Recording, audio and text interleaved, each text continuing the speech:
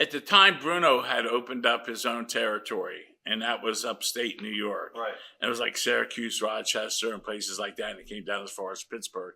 So I went up there and worked for 3 months, and then the territory wasn't succeeding, so he closed it down, and I left from there and went to Florida. Well, it was for Eddie Graham, or Yeah, okay. Before you Harley was the booker. who was? Harley Race. Okay. Let's talk about Bruno Sammartino. What are some of your early memories of Bruno, and what was he like outside the ring?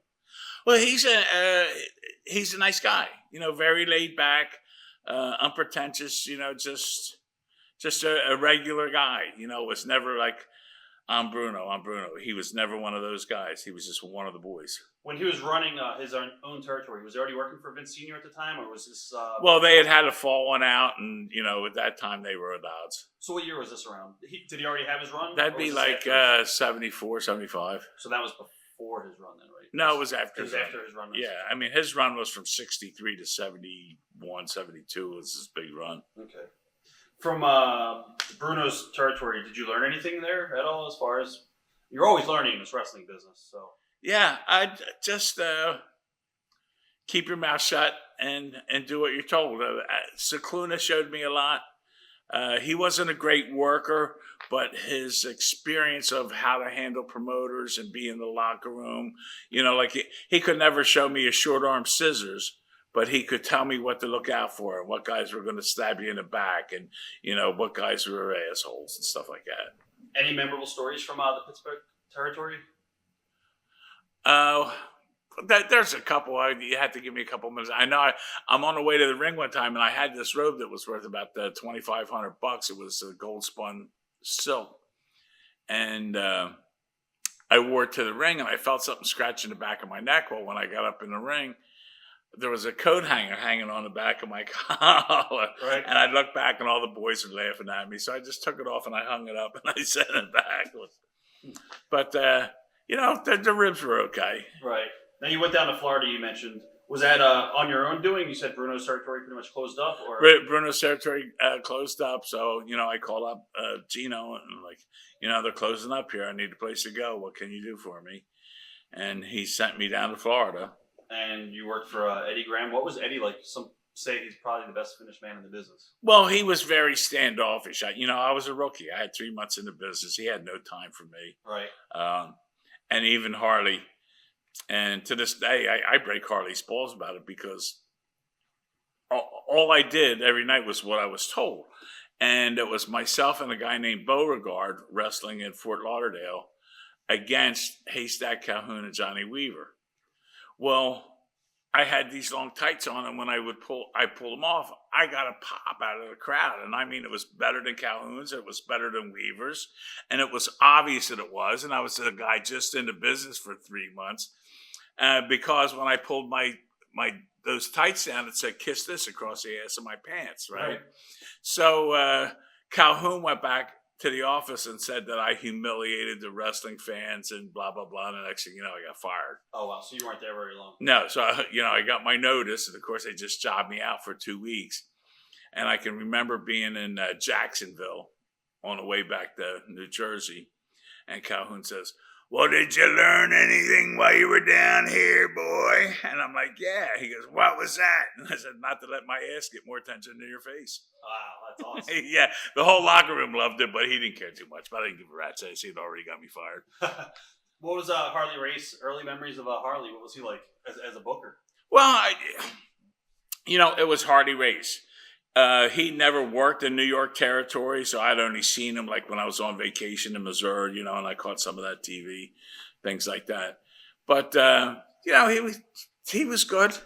He was good. I had no bones to pick with him about that. He did what he was right, what he thought was right for the company. So from Florida, where did you end up after Florida? You worked for Stu Hart too a little bit. Yeah, but I went from Florida to Charlotte, okay, and went to work for George Scott.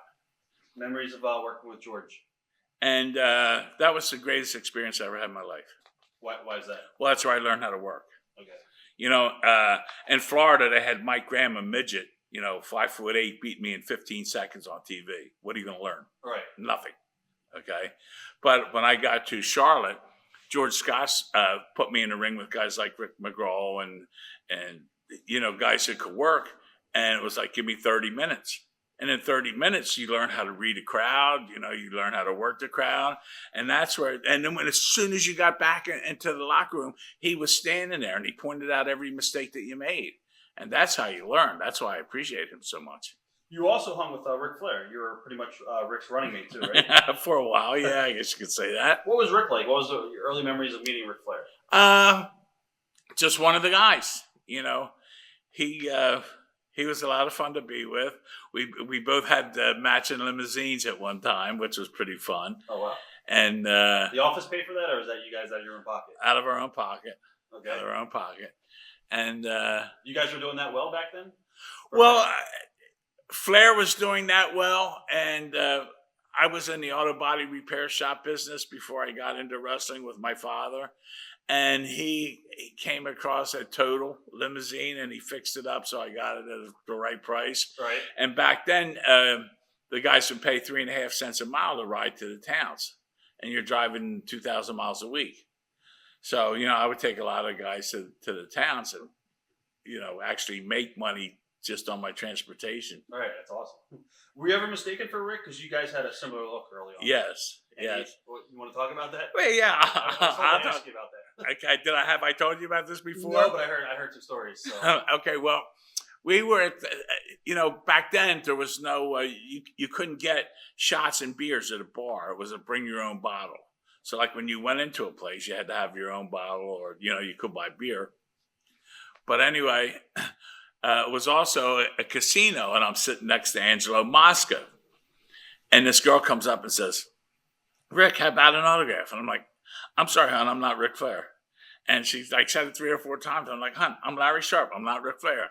So Mosca, breaking my balls, goes, come on, Rick, sign the autograph. So I'm like, okay. So I signed the autograph, and 20 minutes later, I'm out in a limousine fucking her, and she's like, fuck me, Rick, fuck me. And I'm like, who's the best fuck there at you? You are, Rick. And it wasn't even me, so he got the credit for it. Oh, that's awesome. So that's a good benefit.